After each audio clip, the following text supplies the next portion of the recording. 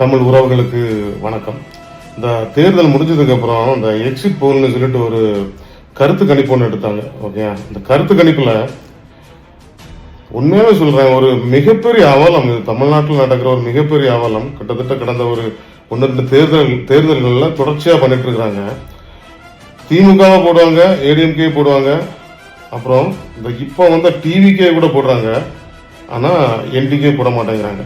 ஒரு கட்சி அடுத்த கட்சியை பற்றி பல கருத்துக்கள் மாறுபாடுகள் இருக்கும், பேசுவாங்க, அது அவங்களோட தனிப்பட்ட விஷயம். ஆனா ஒரு பத்திரிகையாளர்கள் ரிப்போர்ட்டர்ஸ் அப்படின்னு சொல்றவங்க நேர்மையா இருக்கணுமா இருக்கண்டாமா, அவங்க எல்லாருக்கும் பொதுவா இருக்கணும்.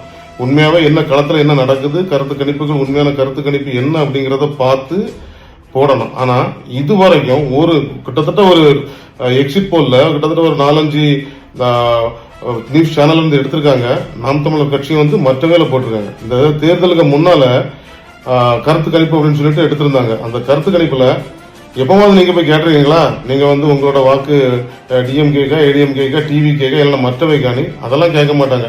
ஆனா வேணும்னே ஒரு கட்சியை புறக்கணிக்கிறது, வேணும்னே ஒரு கட்சியை சப்ரஸ் பண்றது உண்மையாவே இந்த ஜனநாயகத்துக்கு பண்ற மிகப்பெரிய கொடுமை. அதனால பத்திரிகையாளர்கள், ரிப்போர்ட்டர்கள் என்ன உண்மையோ என்ன நேர்மையா நீங்க என்ன களத்துல பாக்குறீங்களோ அதை போடுங்க. சும்மா ஒரு கட்சியை குறைச்சி மக்கள் மத்தியில மதிப்பீட வைக்கணும் அப்படிங்கிற கணக்குல நீங்க உண்மையை பொய்க்கு புறம்பாக நீங்க சொல்லும் போது இது உண்மையாவே பத்திரிகையாளர் மேல, இந்த ரிப்போர்ட்டர்ஸ் மேல சுத்தமா யாருக்கும் எந்தவித மதிப்போ மரியாதையும் கிடையாது. அதனால வரும் காலங்கள்ல என்ன உண்மை என்ன நேர்மையோ அதை நீங்க பண்ணுங்க. ஓகே, எல்லாருக்கும் ஈக்குவலா ஒரு சம உரிமையில பண்ணுங்க.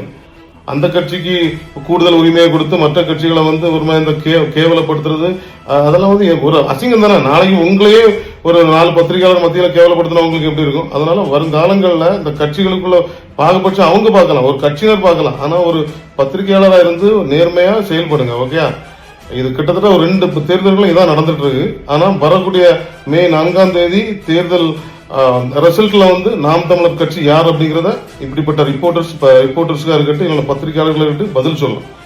கவனமா பார்த்துக்கிட்டு இருங்க, பதில் சொல்லணும்.